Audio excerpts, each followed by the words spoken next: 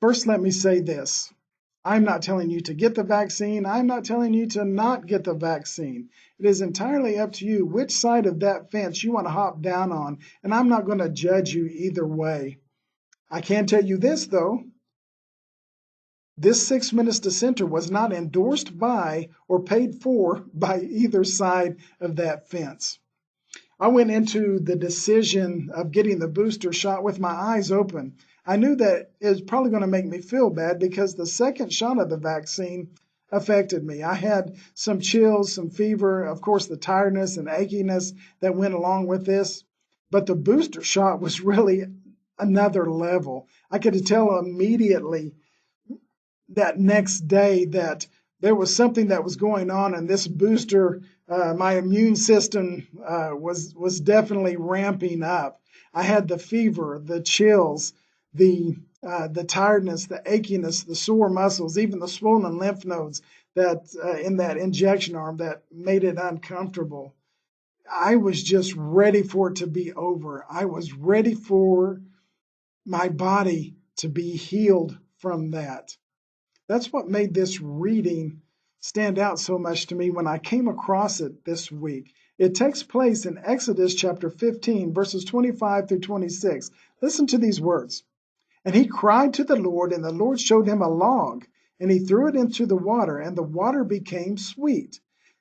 There the Lord made for them a statute and a rule, and there he tested them, saying, If you will diligently listen to the voice of the Lord your God, and do what is right in his eyes, and give ear to his commandments, and keep all his statutes, I will put none of the diseases on you that I put on the Egyptians, for I am the Lord your healer.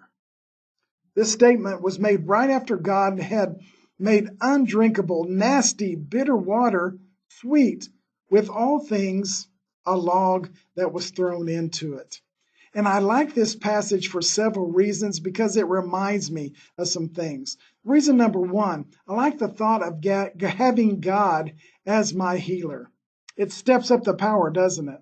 It also reminds me that I am healed by God. And when I am healed by God, it goes beyond my physical healing and attacks the sin in my life, helping me heal spiritually as well. And that's an important thing to remember. The second reason I like it is I like the words in this, and it points to that first reason.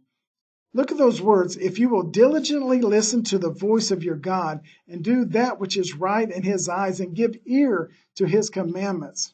You see, listening to God, following God keeps us healthy. And we need to remember that. And reason three is this. I mean, come on, how cool is it that Moses can pick up a log, toss it into the water, and the water becomes sweet? I'm reminded here not to limit in my mind what God can use as a tool to heal. In fact, it is a reminder to never put limitations on God. Instead, we need to pay attention to his presence in our life and just wait for that next moment when we are in wonder of him. Who knows? Actually, maybe he will even use us as a tool to heal at some point.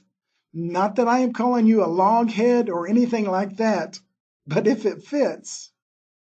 Anyway, thank you for taking 6 minutes to center with me today.